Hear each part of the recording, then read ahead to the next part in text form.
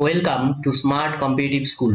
আজকে আমি GK MCQ এর মক টেস্ট নাম্বার 71 এসেছি। এর আগের পর্বগুলোতে আমি 1 থেকে 70 পর্যন্ত মক টেস্টগুলোকে কমপ্লিট করেছি। তোমরা যদি ভিডিওগুলিকে দেখে না থাকো তাহলে আমার প্লেলিস্ট থেকে সেই সমস্ত ভিডিওগুলিকে দেখে নেবে। তাহলে চলো আজকের যে নতুন প্রশ্নগুলো রয়েছে সেগুলো নিয়ে আলোচনা করা যাক।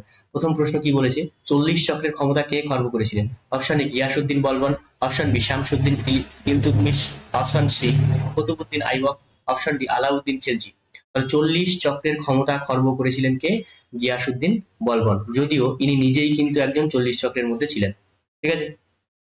কোনটি একটি মৌলিক অধিকার নয়? অপশন এ ধর্মীয় স্বাধীনতার অধিকার, অপশন বি সাংবিধানিক প্রতিবিধানের অধিকার, অপশন সি সম্পত্তির অধিকার, অপশন ডি মতামত প্রকাশের অধিকার। তাহলে কোনটি মৌলিক অধিকার নয়? সম্পত্তির অধিকার, যেটা আগে মৌলিক অধিকার ছিল কিন্তু বর্তমানে মৌলিক অধিকার নয়। ঠিক আছে, সেটা এখন বর্তমানে কত নম্বর ধারায় রয়েছে কমেন্ট বক্সে কমেন্ট করে জানাবে। পাল প্রতিহার এবং রাষ্ট্রকূট শক্তি কোন স্থানকে দখল করার জন্য ত্রিশক্তি সংগ্রামে লিপ্ত হয়? Option A Magadha, option B Kannauj, option C Thanesar, option D Nalanda. তাহলে পাল প্রতিহার এবং রাষ্ট্রকূট শক্তি, আচ্ছা এটা তোমরা কমেন্ট বক্সে কমেন্ট করে জানাবে তো যে কোনটা, এই যে পাল প্রতিহার এবং রাষ্ট্রকূট শক্তি কোন স্থানকে দখল করার জন্য ত্রিশক্তির সংগ্রামে লিপ্ত হয়? ত্রিশক্তির যে যুদ্ধ, ত্রিশক্তির যে সংগ্রাম, এটা ইতিহাসে একটা গুরুত্বপূর্ণ অধ্যায়। তাহলে এর মধ্যে কোন অপশনটা অ্যান্সার হবে সেটা কমেন্ট বক্সে জানাবে। ভারতের মূল ভূখণ্ডের দক্ষিণতম বিন্দুর নাম কি? Option A Indira point, option B Indira col, option C Kanyakumari, option D Kibithu. মূল যে ভূখণ্ড রয়েছে ভারতবর্ষের, সেই মূল ভূখণ্ড, আমাদের একটা কথাই আছে যে কাশ্মীর টু কন্যাকুমারী, তার মানে কাশ্মীর থেকে কন্যাকুমারী হচ্ছে মূল ভূখণ্ডের দক্ষিণতম বিন্দু। কিন্তু যদি বলা হয় যে অন্যান্য টোটাল আমাদের যে ভারতের যে ভূখণ্ড আছে, ভৌগোলিক ভূখণ্ড, তার যদি বলা হয় দক্ষিণতম বিন্দু, তখন কি হবে? তখন অ্যান্সার হবে Indira point.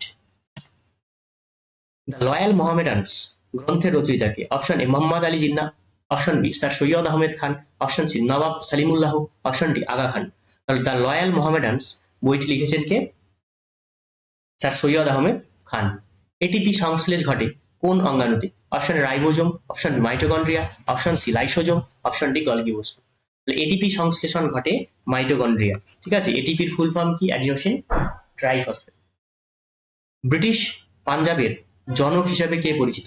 Option A Lord Dalhousie, option B Lord Curzon, option C Lord Hardinge, option D Lord Mountbatten. British পাঞ্জাবের জনক হচ্ছেন লর্ড ডালহৌসি। পুনা চুক্তি কবে স্বাক্ষরিত করা হয়? Option A 1923, option B 1933, option C 1922, option D 1932। Poona চুক্তি স্বাক্ষরিত হয় 1932 খ্রিস্টাব্দে। কে শ্রীপান্থ ছদ্মনামে পরিচিত? Option A Akhil Niyogi, option B Nikhil Sarkar, option C Binoy Ghosh, option D Debesh Roy. Shripantha ছদ্মনামে পরিচিত নিখিল সরকার। নিম্নের কোনটি একটি মৌল? অপশন এ খাদ্য লবণ, অপশন বি জল, option C graphite, option D কাঁচ। তাহলে মৌল কোনটা? স্বাভাবিকভাবেই দেখো এখানে গ্রাফাইটটা কি? গ্রাফাইট হচ্ছে কার্বনের উপভেদ, তার মানে সি। সি কার্বন মানে কি? কার্বন একটা মৌল।